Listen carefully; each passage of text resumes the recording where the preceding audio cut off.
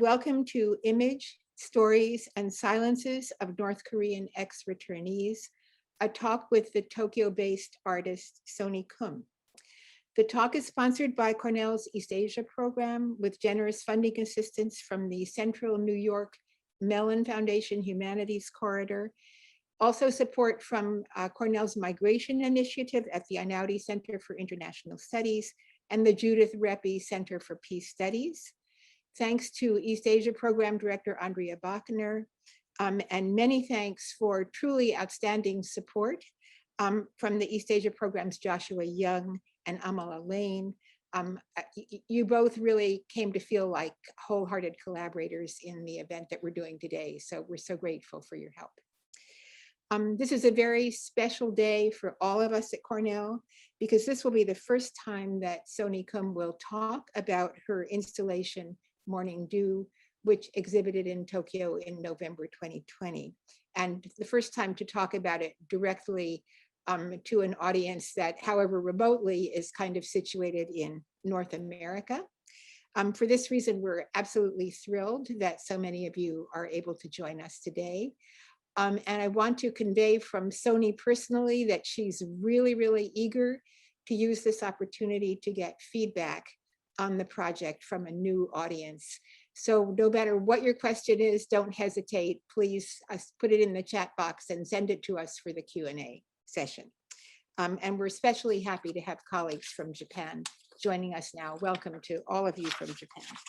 So in structuring today's program, I was asked to do two things. The first is to introduce our two guest speakers. And the second is to give a really, really brief thumbnail sketch of the historical situation surrounding the minority community of zainichi, or resident Koreans in Japan. So I'm going to start with the first of my assignments, which is a great pleasure, and that's to introduce our two guest speakers today. Soni Kum is a multimedia artist who works in film, video, installation, performance, dance, writing, photography, and drawing, many, many different media. Soni received her MFA from the California Institute of the Arts in 2005 and a doctor in fine arts from the University of Tokyo in 2011.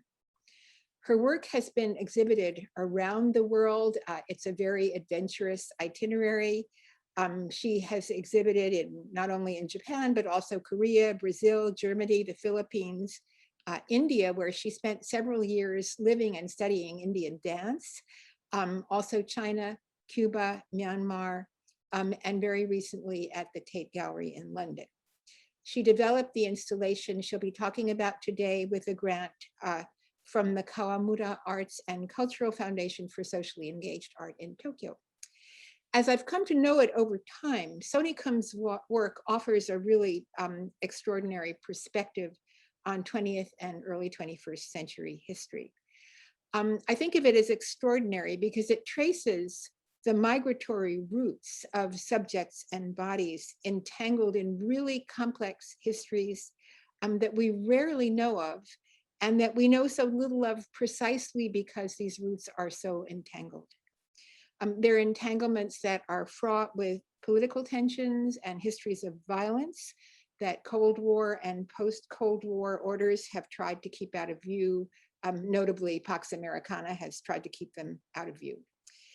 I was actually quite overwhelmed when I first saw Soni's early video works, one called Beast of Me, connects Japan's zainichi minority community to issues of nuclear weapons and radioactive waste in the Pacific.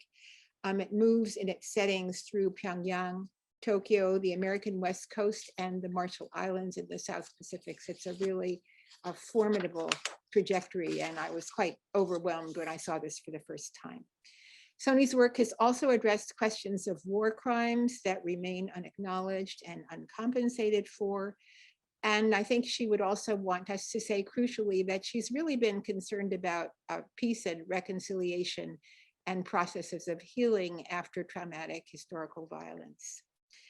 Some of the issues that she addresses are quite controversial. A few of you may know that in 2019, at a very big Triennale art festival in Nagoya, Japan. A section of the Triennale was actually closed down because it featured a sculpture of the so-called comfort women. So Soni's work requires a great deal of courage, and I'm really happy for that reason to have her with us today. Rebecca Jennison, who's going to serve as Soni's interlocutor, speaks from a long history of engagement with Japanese feminist and activist art. As a faculty at Seika University in Kyoto, she worked almost since their inception with both the theory and the practice of second wave feminist art in Japan. She's acted as liaison, translator, and interpreter for many key events. And her lectures and writings have often been the first to introduce Japanese feminist artists to an international audience. The book Imagination Without Borders, which she produced with Laura Hine at Northwestern University, did this type of introduction for the prodigious feminist artist Tomiyama Taiko, who now has a major retrospective coming up in Seoul.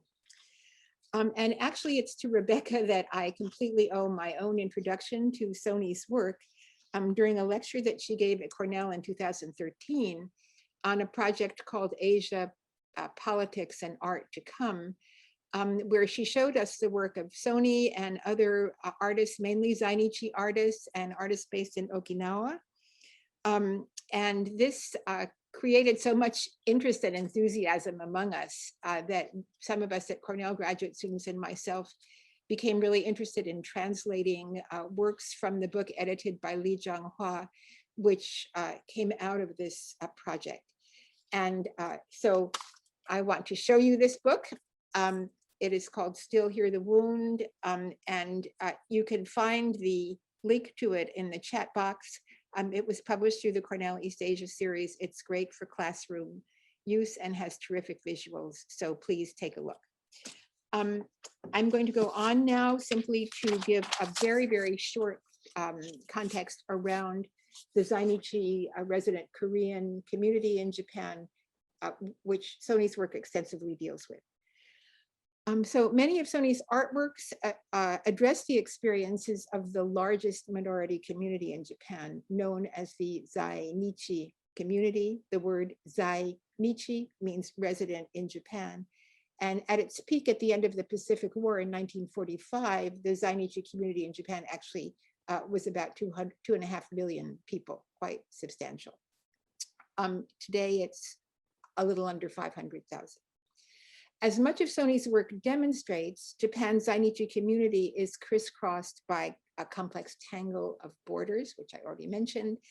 The majority of zainichi entered or were brought forcibly to Japan in the first half of the 20th century as a result of harsh policies of Japanese colonialism in Korea.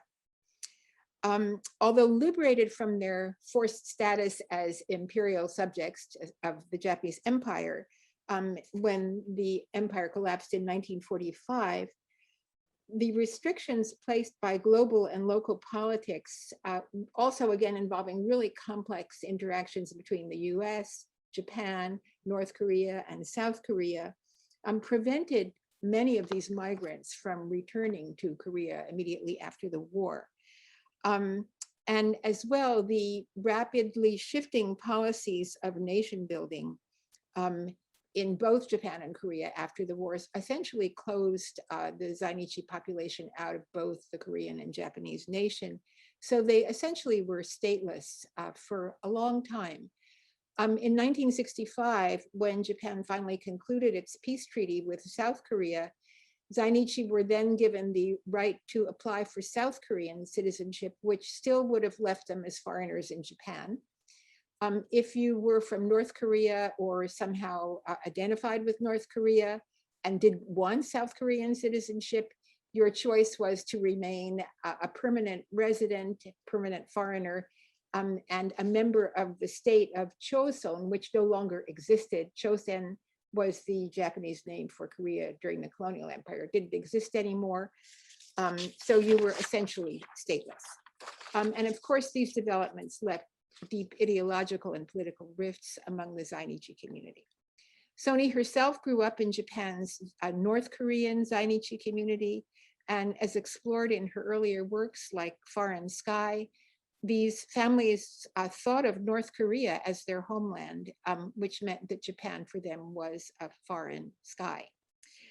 It's a minority community within a minority community, little known outside Japan, whose history nevertheless bears profound traces and scars of major 20th century events, from Japanese colonialism through the Pacific War, the Korean War, which hasn't formally ended yet, and the Cold War, many themes which Soni's work references. I'm now going to be very happy to turn the floor over to my colleague, Rebecca Jennison. Josh and Amala have asked us to suggest that people mute themselves, and also, although we love seeing your faces, stop your video too on the Zoom meeting, because we have fairly delicate connections between Kyoto, Tokyo, and Ithaca, and this will allow us to have all the juice we need to keep everything functioning well. So without further ado, thank you so much, Rebecca. We're thrilled to have you here to conduct the discussion with Soni Kum. Thank you very much, Brett, for this wonderful introduction and for organizing this for us. And thank you to Josh and Amala for helping, especially me. I'm the most low-tech person in the group, I think. And I apologize in advance because I'm in Kyoto and it's 11 p.m. and I may not be as lucid as I would like if it were an earlier time of the day here. This is a wonderful opportunity. We had, of course, hoped that we might be able to meet together and actually see Soni Kum's wonderful work, but I'm very glad that we can be here even this way. And thanks to Soni for sharing her work and to all of you for joining us. I myself, thank you, Brett, I retired from my teaching in the humanities department at Kyoto Seika University last year. And just wanted to say that I also first saw Soni Kum's work in Kyoto and was deeply, deeply moved and impressed, and sort of it helped me to see things I had never seen and feel things I had never felt and learn things that I had more to learn about. I saw that thanks to Ikiuchi Yasuko and Lee Chonghwa, and a project that was focusing on gender and performance art in East Asia. Later, I think I first met Soni at the Sakima Art Museum in Okinawa when we launched the event, or I was part of the, very fortunate to be part of the Asia Politics and Art event, and saw her work there, and have just continued to be deeply impressed by the poetic and insightful and discussion motivating aspects of her work.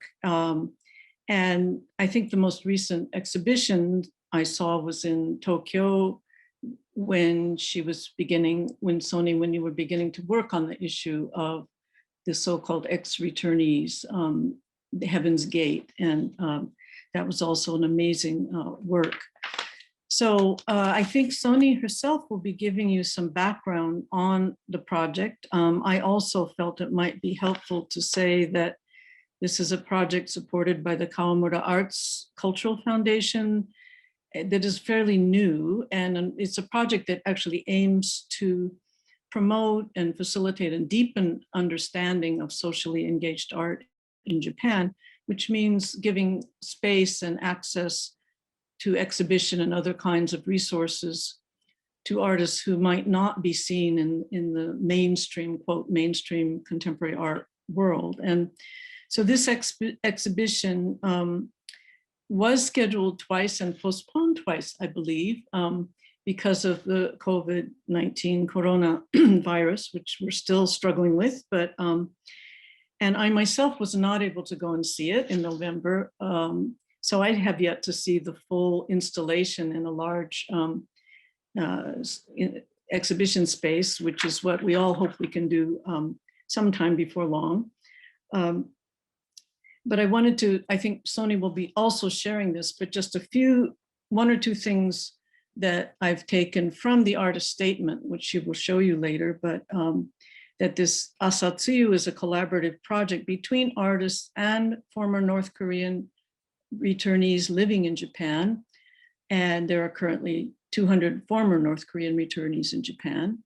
And the artist and the other two artists for the Morning Dew project were asked, this was coordinated by Soni herself, to meet with former returnees who actually live in Japan. And through the experience of listening to their stories, each artist then cultivated a creative process or developed their own inspiration and created works that led to the exhibition and also to a symposium.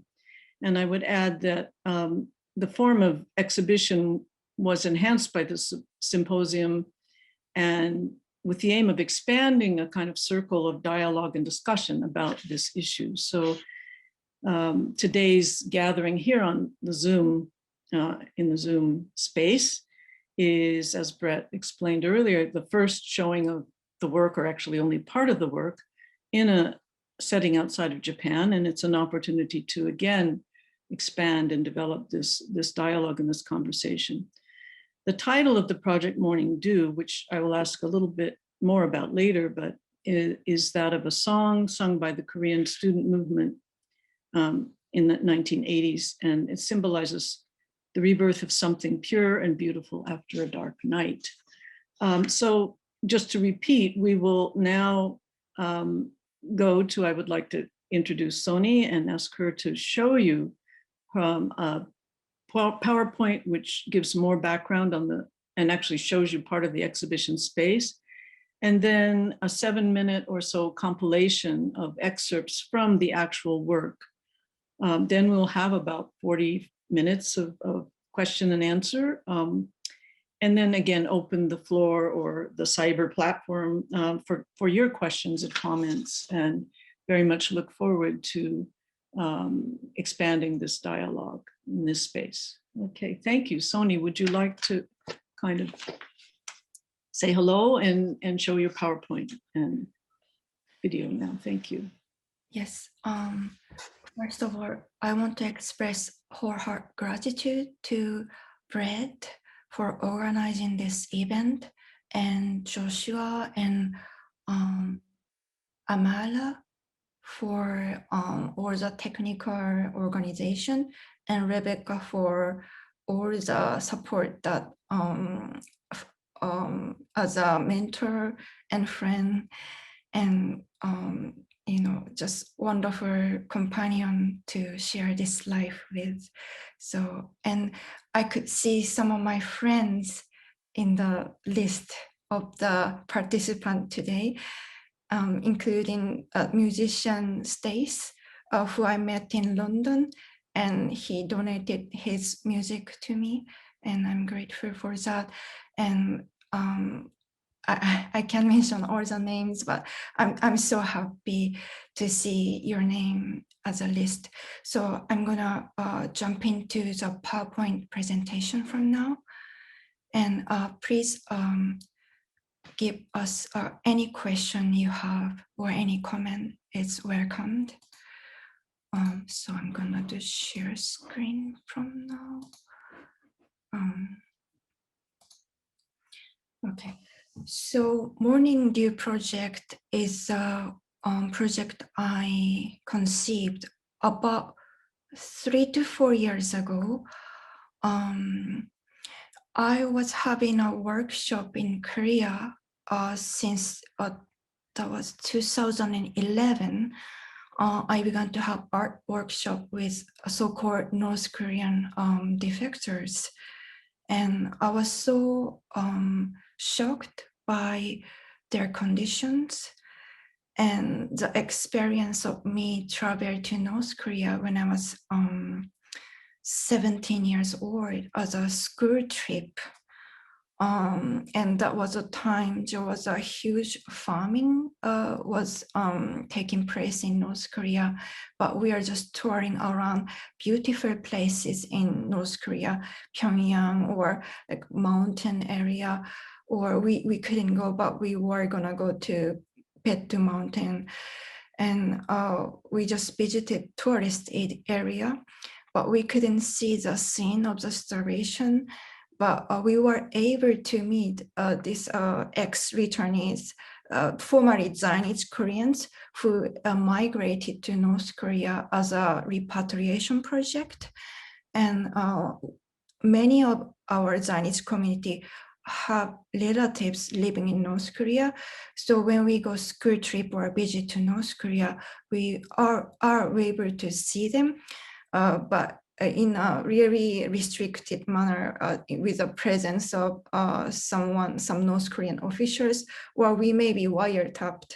That's probably most of the case. So we couldn't really say everything honestly, but still I could able to hear the story of starvation in the village, and that devastated me that I was there, but I couldn't really see the scene of the starvation, and that struck in my heart for quite a long time, and I was not able to forget. And I grew up and became an artist, studied in California, and after about 5 to 10 years, I began to hear about the presence of defectors and began to have art workshop with them. And later I found out that actually there are zainichi Koreans, former zainichi Koreans as ex-returnees defected from North Korea. And some came back to Japan. So that brought me some curiosity to actually conduct project with them in collaboration with my friend, fellow Japanese artist. And these are the person I collaborated with. All of them are really wonderful, wonderful artists, like Nobuaki Takekawa and Hiroki Yamamoto, who I met in London, and Takagawa Kazuya is a friend of Yamamoto Hiroki, and Yumiko Okada is a curator who has been working with an artist from Okinawa and Cuba. And actually I met her in Cuba.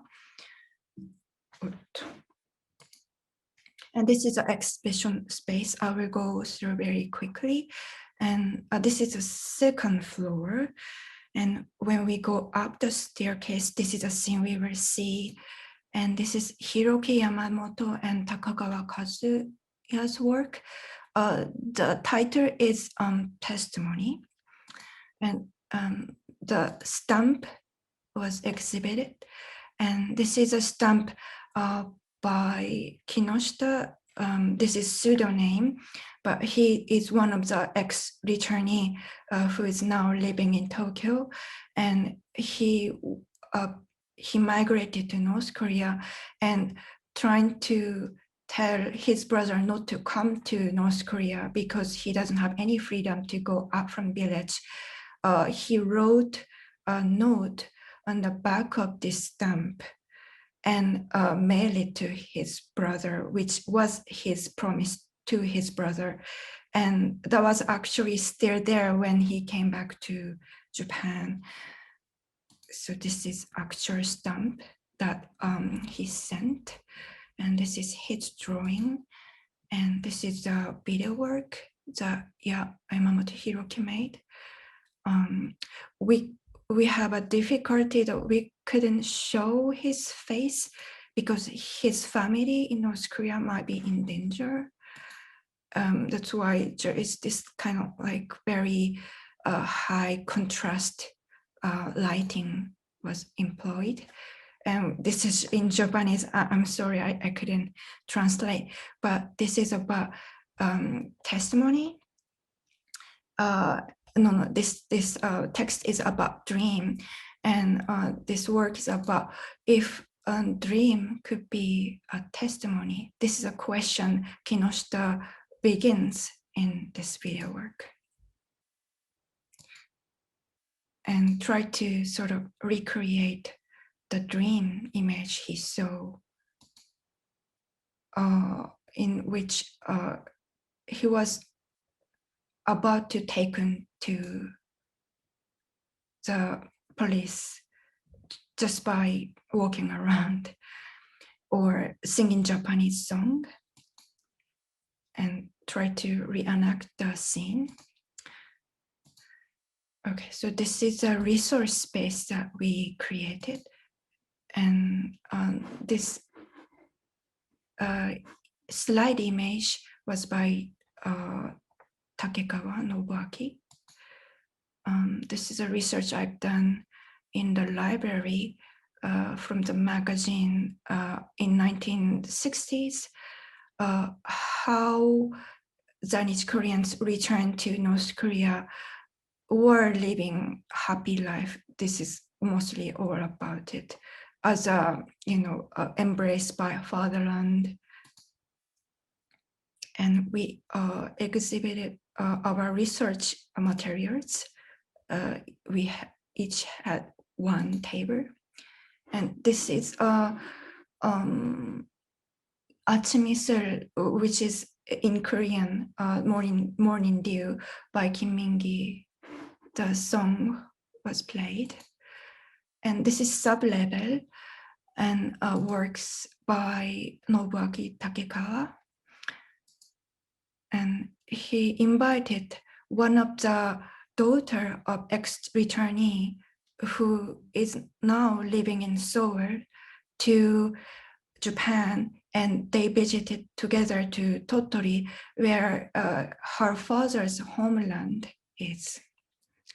And this is a newspaper image. And this is by Myunju Kim, her drawing on the sand beach of Tottori. And Tottori is acorn in Korea. So Tottori and Tottori had same sound. So he made this work. And this is my work. I'm going to show it later. So I'm going to quickly go through it. 3-channel video. It's going to be 7.5 minutes, and it consists of 7 chapters, and each scene begins with text and title. Okay, so stop share first, and I'm gonna begin sharing video from now, and I will just be quiet. And it's not the excerpt of 7 minutes, but it's a compilation from each chapter.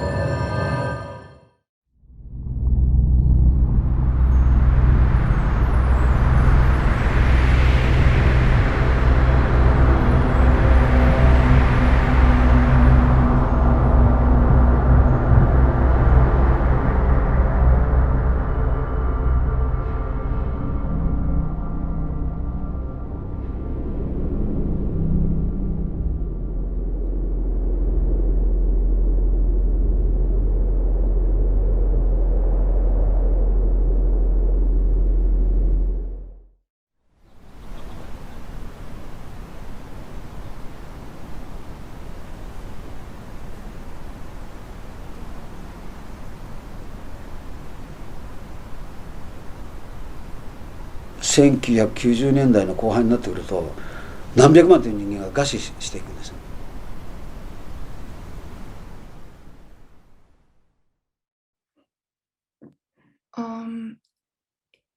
It was only a short segment from each scene, but I wanted to show even a little bit to make a good dialogue tonight. So shall we begin the conversation? Yes, okay. Thank you so much, Soni. Each time I see it, I see something new and have more questions. I think everyone understands it's only a part of it. So maybe the first question we were thinking of asking is about the title. In many of your works, you refer to your own experience with dance and music and song, but The Morning Dew is the title of a song. Mm-hmm. And I was wondering if you could say a bit more about your own experience with that and why you chose that for the title. Yes. Okay. Morning Dew is in Korean Achimisur, which I learned the song, I think it was 5th grade. I can't remember correctly, but that was one of the first song I learned, which is from South Korea. Up until then, where in the introduction I was introduced, but I went to North Korean school in Japan, which is called Chonryun Ethnic School. And we were taught mostly songs, ideological songs, which contain the name of our leader or our Labor Party. Or only few of them are folk songs. So this Achimisur was allowed us to sing because it was a song which was sung in student movement in South Korea in 1980s. So I was quite impressed by the poeticness of the lyrics in this song. And I was still a child, but was moved by the meaning and metaphors behind this Morning Dew that he couldn't write specifically about the condition in South Korea at the time, which was under the military dictatorship, but he wrote some metaphorical lyric to create this song, and actually it became really, really popular, and it traveled to even North Korea, and a person like me who was in North Korean school in Japan. And you know, when we go through dark night of the soul, and next morning the Morning Dew was placed on the leaf, this part of the word, I was very much moved. Mm-hmm. Thank you. And as we saw in the video you just showed us too, you juxtapose the poetic things and present day things and past things. The subtitle in your work is The Stigma of Being Brainwashed, I believe. Yeah, in the English title. And they're just wondering if you could say a little bit more about what you the term brainwashed and what it means to you, and then the stigma part of it, and juxtaposing those things is very interesting. Okay, so this is a big question, I think. So the ex-returnees who migrated to North Korea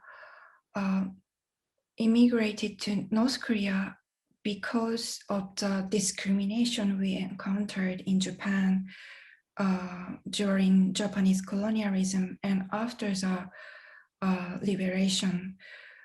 Korean was a second-class citizen, and we didn't have nationality and right to vote and so on, and we were facing severe poverty. However, that as the times goes by, there's Korea pop culture movement. So now a lot of Japanese like South Korea and likes to watch South Korean drama. No problem about it. Government fight, but they like each other, I think. But for North Korea, it has really charged hatred and disgust are really placed really heavily toward as a country and as a also people living there even or from there or anything related to North Korea is a target of hatred or disgust.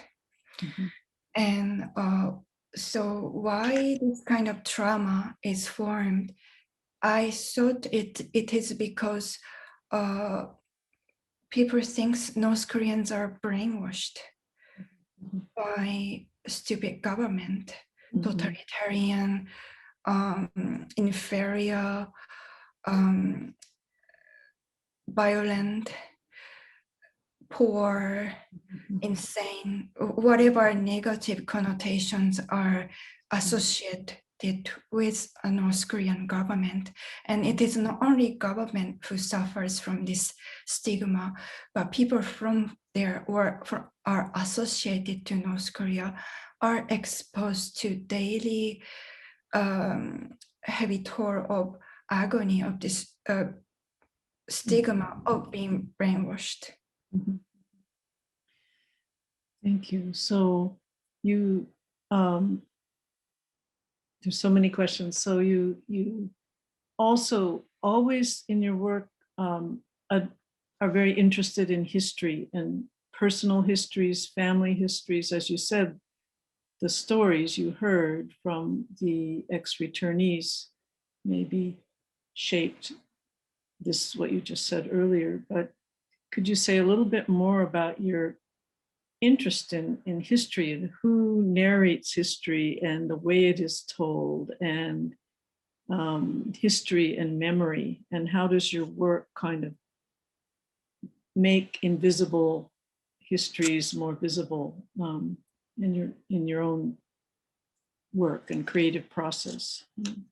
Right. Well, a lot of people talks about history is narrated and written by the winners, and that is work by influenced by Walter Benjamin, I think.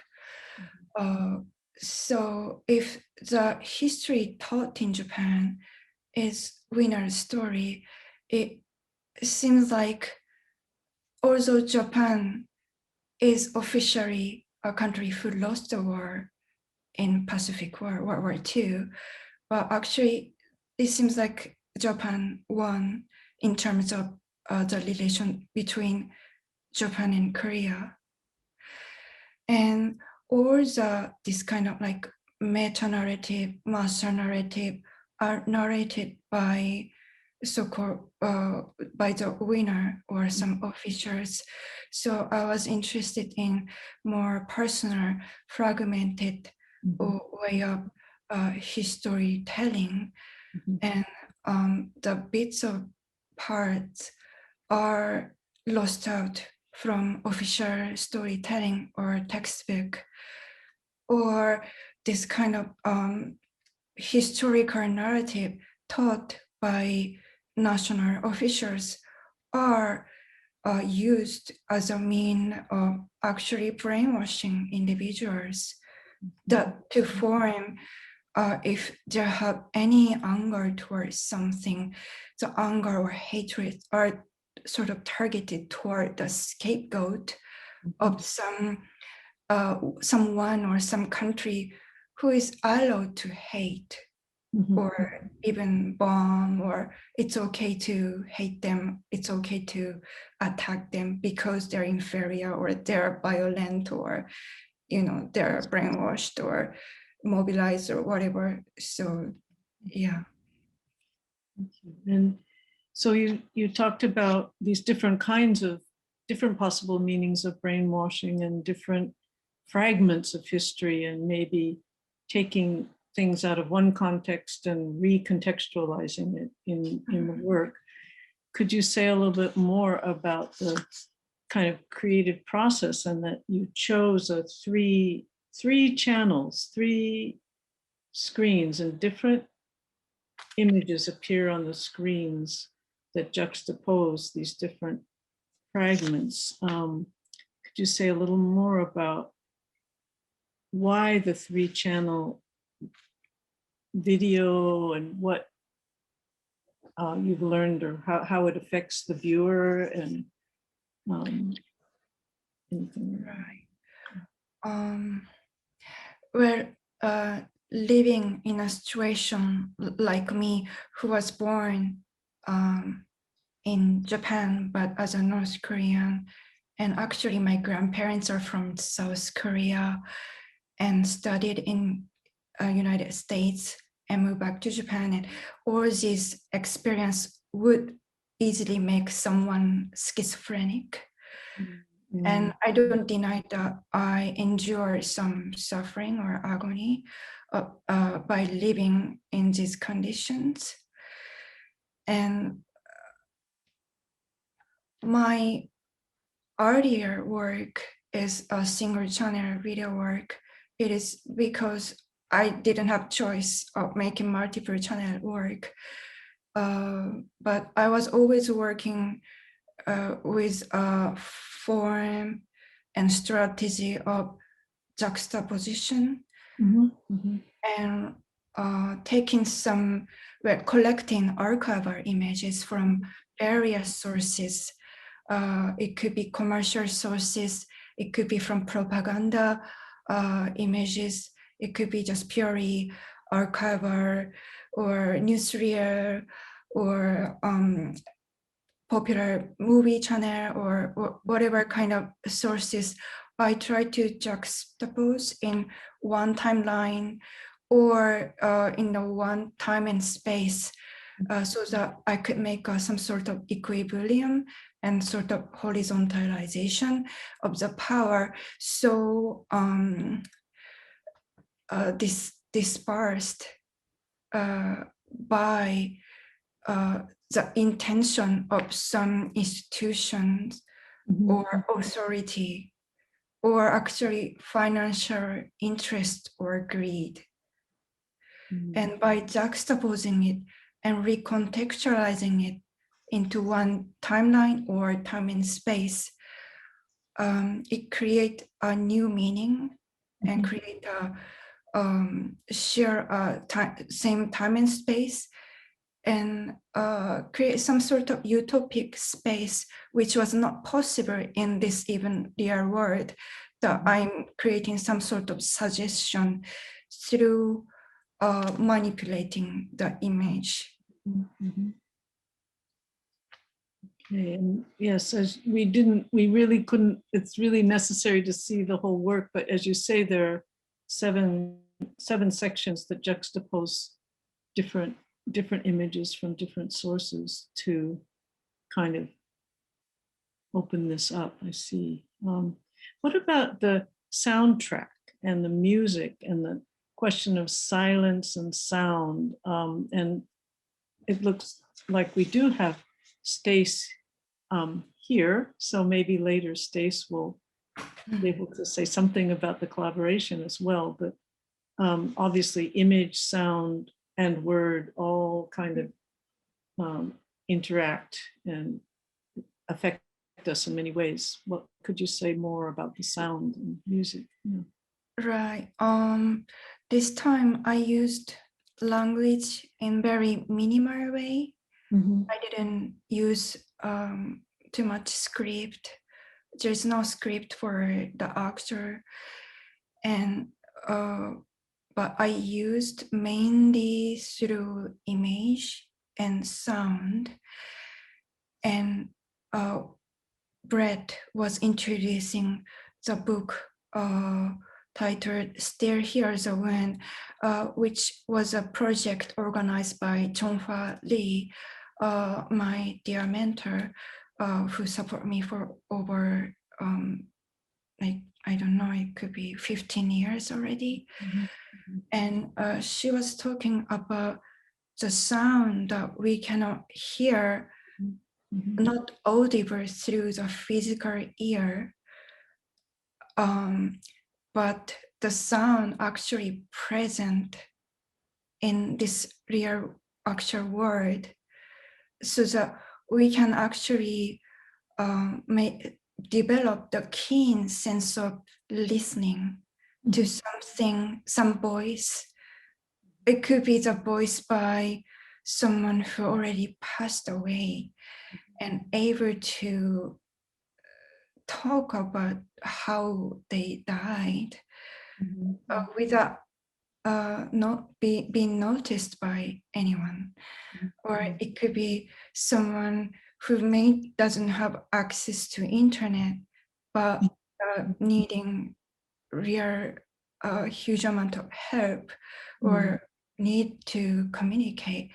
So I try to listen to this voice and recompose the sound through the senses. And I was so fortunate to meet Stace in Kingston University in London. And I happened to take his class, and where I was just auditing the class, but we share the same interest. And when I listen to his music, I feel like I really like to collaborate with him. And the silence you talked about was a very prime theme of this work. And this is the story of silence, but I wanted to stay away from any sort of drama. Like I don't want to make sort of romantic movie, or I don't want to make family, melodrama. It could be very moving. Tears might come up, but I wanted to stay away from all these things. The conventional way of manipulating people through emotions and personal experience as a whole. And yes, I think I needed to have a good amount of courage to work on it, this project, because this is a lot of Chinese Koreans are in condition of silence, and also invisibility is a serious issue, because a lot of us are enslaved to Japan, or voluntarily came to study or look for better life. But since we have same skin color with Japanese, our presence could be easily diminished by our voluntary effort of assimilating to Japanese or Japanese culture. And actually, a lot of Chinese Koreans wants to live just like Japanese and pursue just wealth, fame, good life, and not looking back, someone who is still suffering for poverty within Japan or in North Korea. So yes, silence and invisibility was one of the things I was dealing with in my work. And yes, that leads to another question, maybe one or two more questions, and we'll turn it over to the audience. But so was this the most difficult part of it? What would you say was the most difficult part of this? And it's very interesting as we talked about the work, you mentioned invisibility and silence, and that you did many interviews with people, but you did not really end up using the images and voices of the people. In that sense, invisibility is also, silence is also a part of the form that the work takes. But what was the most difficult? Was this the most difficult part for you? So one of the most difficult thing was my struggle of with the internal disruption within zainichi community. So we are constantly exposed to mutual criticism. And if I speak out in Japanese art world or any way, I was considered as a representative of zainichi community, which is pretty much not. I'm talking about my personal story or personal experience, but since we are so invisible and so silenced that if I speak out or make a work, it tend to be considered that I'm representing zainichi community's voice. So since it does not correspond to each one of experience or ideology or thought, if it doesn't, and then if they don't like it, they criticize really harshly. And it's really connected to the division of Korean Peninsula. So after through the decolonization process, this internal disruption or division become more intensified, and we ended up killing each other in large numbers. In Jeju Island, starting from Jeju Island, April 3rd massacre, and where Korean War is all about it, killing each other, the genocide between the same people. And this is like because Cold War took place in as a hot war in Korean Peninsula, and they call it Cold War, but actually a lot of blood was shed in Korea. And same mechanism, psychological or structure mechanism are taken place in zainichi community in Japan. So people really don't believe that ex-returnees return to Japan are just like us. I mean, just like any zainichi person who just migrated and came back to, they cannot believe that, like somehow there is a stigma to ex-returnees defected from North Korea and then came back to Japan from actually zainichi people as well. So this like internal struggle is a lot more painful than the mere discrimination we face by Japanese citizens. And my fear of facing the ex-returnees, I heard utterly horrific stories from them, and I could only put, I don't know, maybe 1%, maybe not, yeah, I think about 1% of the story I heard during for one year. And the reception of the Japanese art world, I feel like they're not ready for this kind of like too horrific storytelling through artwork. And well, it doesn't mean that I'm going to create a work when they're ready, but I wanted to start from this sort of more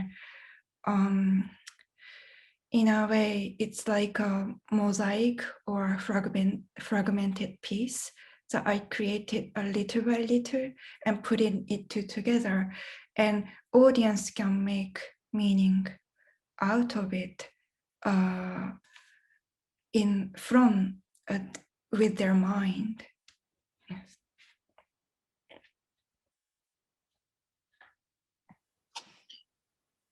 Thank you. And so I have a feeling this is, as you talk about it now too, a work in progress that you want to continue to, work toward. You talked about maybe trying to make another work in another way with some of the testimonies and the interviews that you had. What do you hope to do from here with this? How do you hope to continue to think about this, or go on to something else? Or Yes, I want to create maybe documentary or more poetic video work for the next piece. Okay. And one more question about the works the segments we just saw. Maybe you want to say more about specific segments that you showed. One question might be about the way you also introduce staged performance in conjunction with documentary photographs or other kinds of artwork, and the performer who does a staged performance.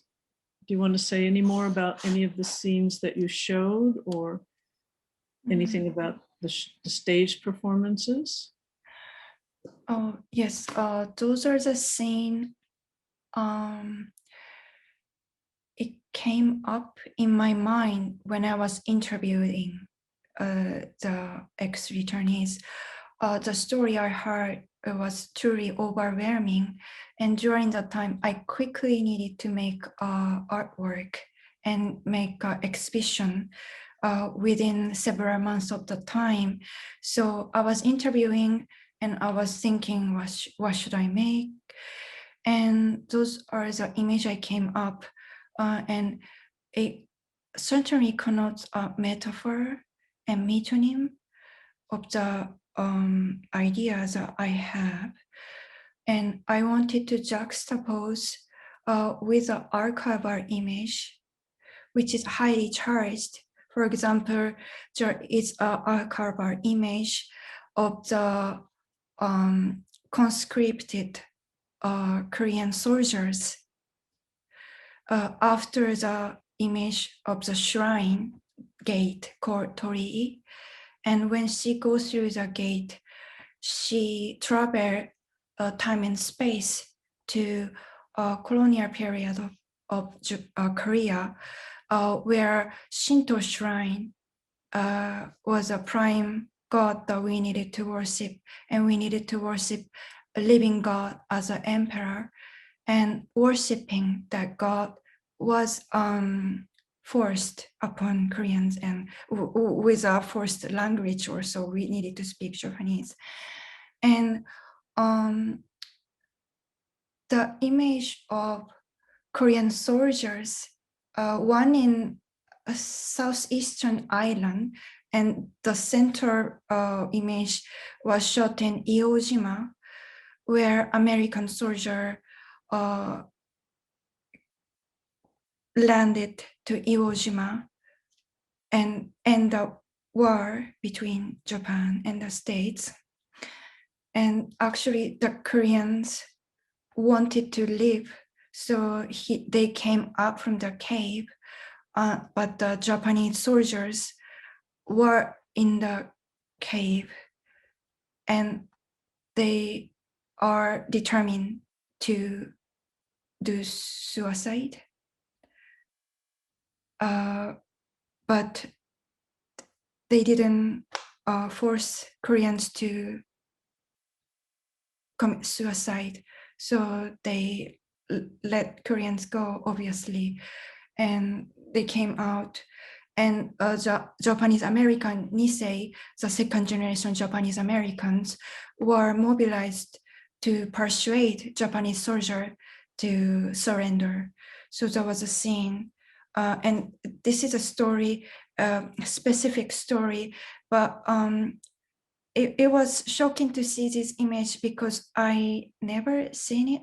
Also, my own grandfather was a conscripted drafted soldier dispatched to Philippines, later island. So I was imagining maybe he could be one of these soldiers appearing in the archive.